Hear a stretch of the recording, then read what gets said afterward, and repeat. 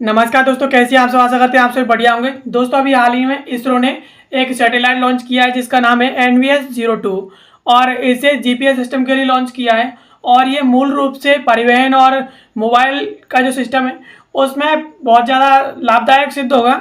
और इसे लॉन्च किया है GSLV F-15 के जरिए। और ये जो मिशन है वो इसरो का 100वें नंबर का मिशन है जिसे अभी हाल ही में इसरो ने लॉन्च कर दिया है। चलिए इसके बारे में डिटेल से समझ लेते हैं। खबर है, इसरो ने रचा इतिहास, अंतरिक्ष में अपना 100वां मिशन लॉन्च किया है और GSLV F-15 रॉकेट का इसके जरिए सफल परीक्षण किया है। ये खबर है जिसके चलते ये टॉपिक चर्चा में आया है। इसके प्रमुख बिंदुओं के बारे में बात करें तो इसरो ने श्रीहरिकोटा के सतीश धवन अंतरिक्ष केंद्र से रॉकेट लॉन्चिंग का शतक लगा दिया है। और इसरो ने GSLV F-15 रॉकेट के जरिए NVS यानी नेविगेशन सैटेलाइट 02 को बुधवार को लॉन्च किया है।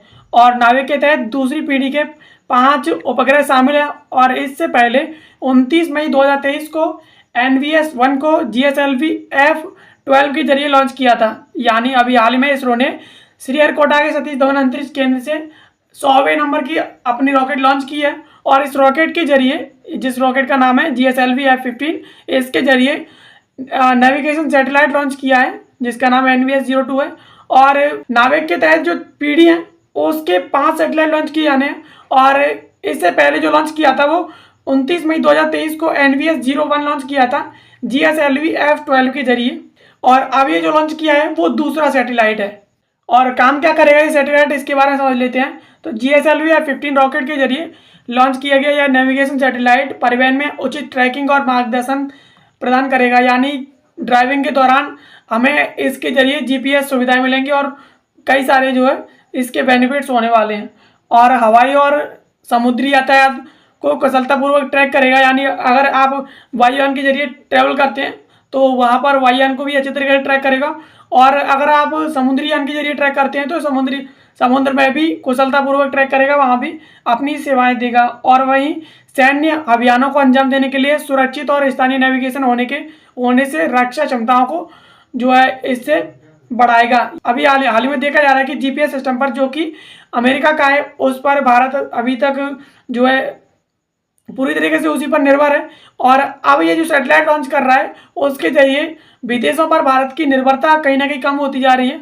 और अब जो है इसके जरिए ये जो सैटेलाइट लॉन्च किया है NVS-02, इसके जरिए कहीं ना कहीं आर्मी की जो स्थानीय आर्मी जो अपने अभियान लॉन्च करेगी ना, जिस अभियानों को अंजाम देगी, उसके लिए सुरक्षित और स्थानीय नेविगेशन में जो सुरक्षा है आर्मी की, उसे भी ये कहीं ना कहीं बहुत ज़्यादा बढ़ाएगा।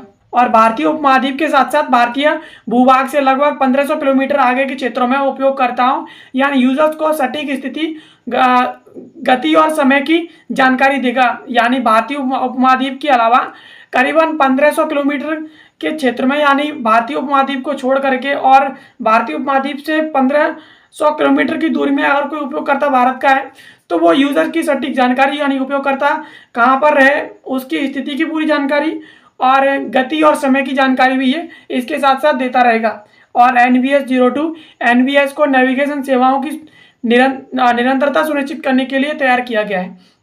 यानी जो नेविगेशन सेवाएं होती हैं, यानी GPS सिस्टम की तरह कह सकते हैं, उसी के लिए इसे बनाया गया है। और NVS-02 उपग्रह परिवहन, रक्षा और रसद में भी मदद करेगा। नाविक के तहत दूसरी पीढ़ी के 5 उपग्रह शामिल हैं। और इससे पहले 29 मई 2023 को NVS-01 को GSLV F-12 के जरिए लॉन्च किया गया था। और UR सैटेलाइट सेंटर के द्वारा डिजाइन और विकसित NVS-02 उपग्रह का वजन लगभग 2250 किलोग्राम है। यानी ये जो अभी हाल ही में उपग्रह लॉन्च किया गया है इसरो के द्वारा 100वें नंबर का, इसका टोटल वजन है 2250 किलोग्राम। और इसमें NVS-01 की तरह ही C बैंड में रेसिंग पेलोड के अलावा L1, L5 और S बैंड नेविगेशन पेलोड है। यानी इसमें जो पेलोड है वो NVS-01 जो पहले लॉन्च किया गया था उसी की तरह ही भी इसी में भी पेलोड्स हैं। और NVS-02 उपग्रह परिवहन, रक्षा और रसद में मदद करेगा। यह कृषि उपग्रहों के लिए कच्चा निर्धारण, मोबाइल उपकरणों में लोकेशन आधारित सेवाएं और आपातकालीन सेवाओं में मदद करेगा।